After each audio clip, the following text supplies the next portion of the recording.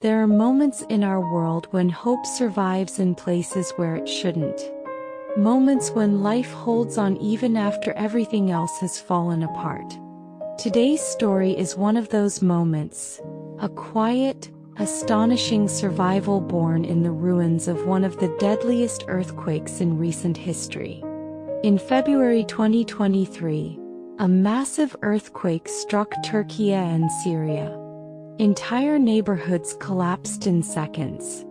Families were torn apart, and a cold, overwhelming silence spread across cities that once overflowed with life. But deep beneath the rubble, in a narrow pocket of broken concrete and twisted steel, a 9-year-old boy was still breathing. His name was Ridvan. When the earthquake hit, Ridvan was at home with his family. It should have been an ordinary day, nothing remarkable, just a boy surrounded by the people he loved. Then the earth roared. Walls shook. Floors cracked. And in a single moment, everything collapsed. The world he knew vanished in a cloud of dust and darkness. Ridvan felt the ground disappear beneath him. He heard the deafening crash of concrete falling. And before he could call out his mother's name, the light was gone. He was trapped, pinned in a space so tight he could barely move his fingers.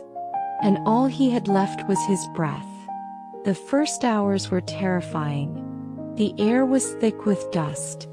Every attempt to move sent small rocks tumbling across his back. He didn't know if anyone else had survived. He didn't know if help would ever come. But he held on. 1 hour turned into 2. Then a day. Then another. By the third day, many rescue teams believed that anyone still trapped would no longer be alive. Temperatures were freezing. There was no water, no food, no space to move. But deep in the rubble, Ridvan pressed his face into his jacket and whispered to himself, "Just a little longer. Just hold on." By the time the 5th day arrived, 120 hours after the earthquake, hope was fading fast. Most experts agreed. Finding survivors now was almost impossible. Rescue teams were exhausted. Buildings were dangerously unstable. And every passing minute made survival less likely. But then, in what appeared to be an ordinary pile of shattered concrete, something extraordinary happened. An Israeli rescue team, engineers, medics, and a pediatric doctor heard a faint sound. At first it was nothing. A soft vibration. Maybe metal shifting. Maybe an echo. But when they all fell silent and pressed their ears to the cold rubble, they heard it again. A breath. A child's breath. Immediately the team moved into action. But this was not a simple rescue. The structure was unstable. One wrong move could cause the entire building to collapse again right on top of the child. So they began digging by hand. One stone at a time. One steel bar at a time. Slow. Careful. Never losing focus on that faint sound of life below them. After hours of inching forward, one rescuer suddenly froze. A tiny hand had appeared through a gap barely wide enough for a fist. A child's hand. Then from deep inside the darkness, a weak, trembling whisper. "Dad, I'm here." Those 2 words changed everything. The pediatric doctor crawled toward the opening as far as the narrow space allowed and reached his hand inside. He found the boy's wrist and felt a pulse. It was faint, but it was there. "Stay with me," he whispered. "We're not leaving without you." The space was too tight to pull the boy out right away. So the doctor slid a small 4-line through the narrow opening. He spoke to the boy the entire time, telling him he was brave, that he was safe now, that help had finally arrived. As the fluid entered his bloodstream, Ridvan's breathing grew steadier. His eyes moved gently beneath the dust. And for the first time in 5 days his body relaxed just a little. The rescue continued for hours.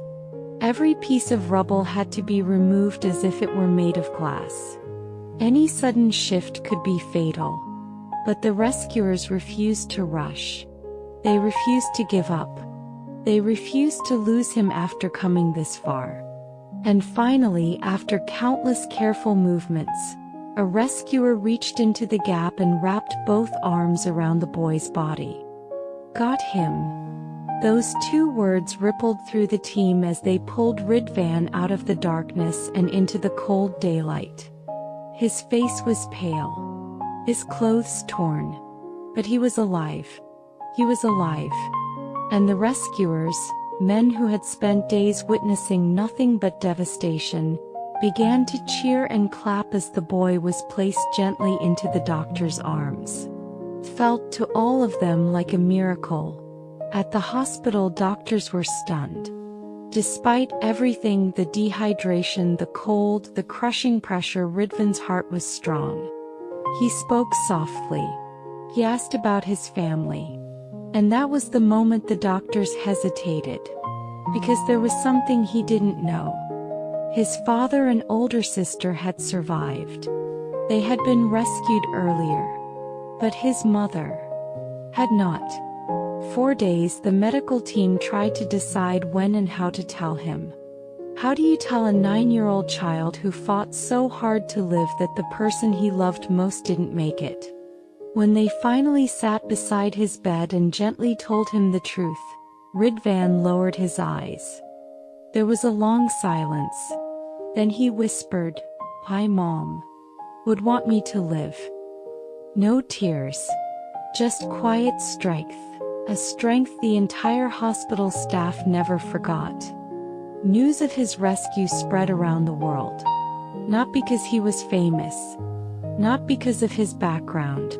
But because his survival reminded people that even in the darkest moments, life can still find a way. His story became a symbol, a reminder that hope is not fragile, that it can outlast fear and debris and silence, and even 5 days in the cold shadows beneath a collapsed building. Rescuers called it a miracle. Doctors called it resilience. But many simply called it proof. Proof that we should never stop searching, never stop listening, never stop believing that someone out there is still holding on. Ridvan's survival reveals something universal, something the world recognizes instantly, that the human spirit is far stronger than we imagine. That a child's will to live can outshine the weight of a falling world. And that when everything seems hopeless, there may still be a heartbeat somewhere waiting to be found. Hope doesn't always shout. Sometimes it's no more than a breath beneath a mountain of rubble. But as long as that breath exists, as long as someone keeps listening, miracles can happen. And sometimes they do.